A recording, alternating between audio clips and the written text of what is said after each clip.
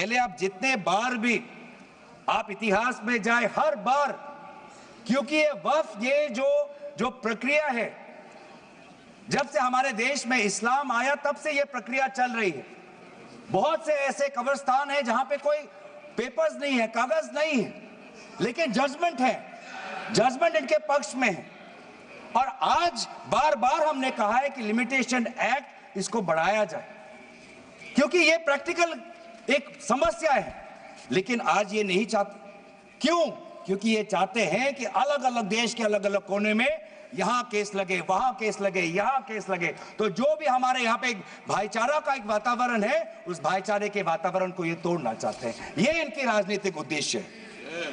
Sir, ये बात करते हैं कि किस तरह से ये इन्होंने बोर्ड का डाइल्यूशन किया है। क्लॉज 44 कहता है कि जो सेक्शन 110 है वो पूरी तरीके से हटा दिया है। सेक्शन 110 क्या है? Section 110 sir, powers to make regulations by the board, ये पूरा हटाना चाहते हैं। उसमें क्या लिखा है पेरेंट एक्ट में? द बोर्ड में with the previous sanction of the state government, मतलब राज्य सरकार की अनुमति के द्वारा बोर्ड कुछ नियम बना सकते हैं। इन्होंने पूरा वो हटाना की कोशिश कर रहे। क्लॉजेस F और G ये हटाने की कोशिश कर रहे, राज्य सरकार के पावर्स या ये कम करने की कोशिश कर रहे। आप क्लॉज 43 पढ़िए, इसका सेक्शन 109, जिसमें क्लॉज 1A और क्लॉज 4 ओमिट करता है। सेक्शन 109 क्या है? सेक्शन 109 है power to make rules, the power of the state government to make rules. इसमें भी आप ये कटौती लाने की कोशिश कर रहे हैं। क्लॉज 1A क्या कहता है? Other particulars which the report of the survey commissioner में कंटेन अंडर क्लॉज F।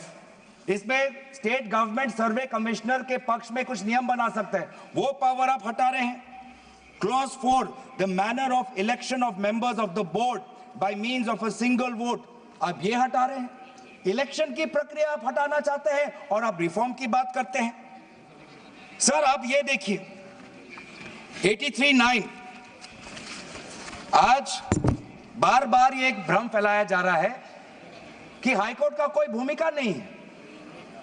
एक भ्रम फैलाया जा रहा है कि जो वक्फ का जो ये एक ट्राइब्यूनल का जो ऑर्डर आता है वही है, उसके बाद हाईकोर्ट पावरलेस है। ऐसी बात नहीं है। आप पेरेंट एक्ट पढ़िए। आप पेरेंट एक्ट में अगर सेक्शन 83 पढ़ेंगे, पेरेंट एक्ट में सेक्शन 83(9), उसके बाद क्या लिखा गया है? provided that a high court may on its own motion or on the application of the board or any person aggrieved call for and examine the records relating to any dispute and may confirm or reverse the decision। ये power high court में parent act में है ही 2013 के संशोधन के बाद। तो क्यों बार बार आप ऐसा एक भ्रम फैला रहे हैं कि हाई कोर्ट का कोई रोल नहीं है?